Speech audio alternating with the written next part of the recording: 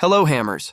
Before we get started, make sure to leave a like, drop a comment, and subscribe to the channel so you don't miss any West Ham news. Winter is closing in across East London, and with it comes a familiar sense of urgency around West Ham United. January is approaching not as a strategic opportunity, but as a necessity. Inconsistency, squad imbalance, and the relentless nature of the Premier League have once again forced the club into early transfer planning, and one name has quietly re-emerged behind the scenes: Armand Laurienté. Reports from Italy suggest this is more than casual interest. According to Area Napoli, intermediaries acting on West Ham's behalf have already made contact to explore the conditions of a potential deal with Sassuolo. This is not a new fascination, but rather a renewed pursuit shaped by circumstance, squad deficiencies, and a growing awareness that January could define the club's season. The urgency has been amplified by developments in attack. The departure of Niklas Füllkrug to AC Milan left West Ham without a recognized focal point up front, a gamble that has quickly proven costly. Attempting to navigate an entire campaign without a reliable reference in the final third has placed enormous strain on a side already fighting for stability in the Premier League. Yet the issue extends beyond the number 9 role. Laurienté's appeal lies in what West Ham currently lack on the left flank: penetration, intensity, and unpredictability. At 27, the former France under-21 international is not a developmental project, but a player entering his prime. This season, he has registered 3 goals and 2 assists in 17 appearances, figures that only partially reflect his influence within a Sassuolo side rebuilt around his direct running and attacking courage.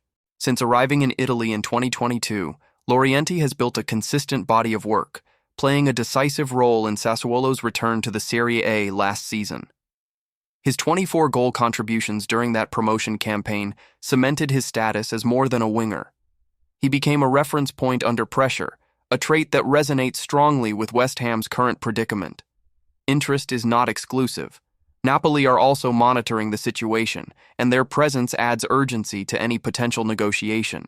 Reports suggest a fee in the region of $21 million could be enough to bring Laurienté to the London Stadium, a significant outlay, but one that reflects both Premier League economics and West Ham's need for immediate impact. There is also unfinished business with English football. In the summer, Sunderland came close to securing Laurienté's signature, only for the deal to collapse at the final stage. That breakdown did little to cool his interest in a Premier League move.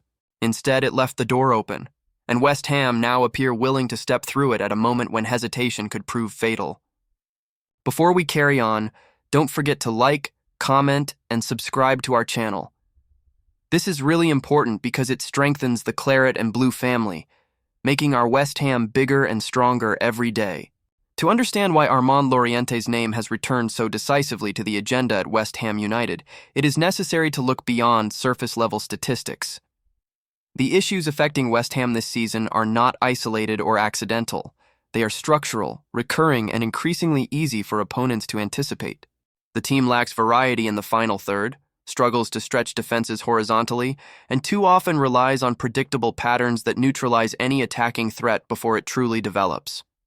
Historically, West Ham have always valued wide players capable of changing the rhythm of a match. From traditional wingers in the Upton Park era to more modern interpretations at the London Stadium, width and individual bravery have been essential to the club's attacking identity. This season, however, the left flank has become a quiet problem area, offering little penetration and almost no sustained danger. That responsibility has fallen almost entirely on Crysencio Summerville. The concern is not limited to his return of 1 goal in 34 appearances, but to the context in which he operates. Summerville frequently receives the ball in deep areas, isolated against multiple defenders without the support or structure required to maximize his strengths. As a result, West Ham's attacks down the left often stall before reaching the penalty area, reinforcing a sense of predictability that opponents exploit with ease. Laurienté offers a contrasting profile. At Sassuolo, he has established himself as a direct, aggressive winger who thrives on confrontation. He attacks space with intent, drifts inside to shoot, and does not shy away from taking responsibility in decisive moments. Since his arrival in 2022, his output in goals and assists has reflected a player comfortable with pressure. a quality that proved crucial during Sassuolo's promotion-winning campaign back to the Serie A. That experience under strain is particularly relevant to West Ham's current situation in the Premier League. Few environments punish hesitation as harshly as the lower half of the Premier League table. Players must make decisions quickly, commit to actions fully, and accept responsibility even when margins are thin. Loriente's profile suggests a player shaped by that kind of environment, rather than one overwhelmed by it. There is also a practical argument. Loriente's versatility allows him to operate not only as a traditional left winger, but also closer to the striker, attacking the channels between center back and full back.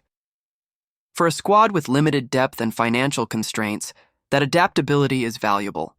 It offers a manager short-term solutions without requiring wholesale structural change, a key factor when survival is the immediate objective. Yet doubts remain.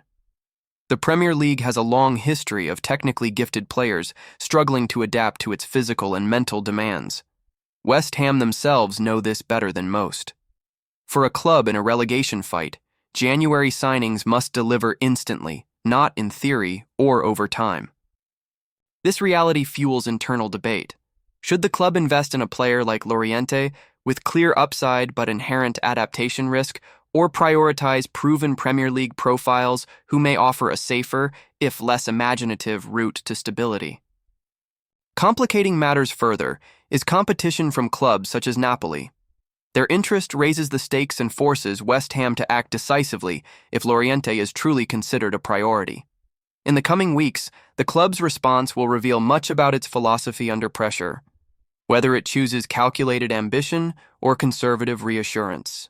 Before we carry on, don't forget to like, comment, and subscribe to our channel.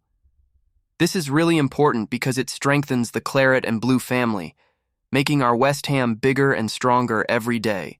West Ham United have never been just another Premier League club.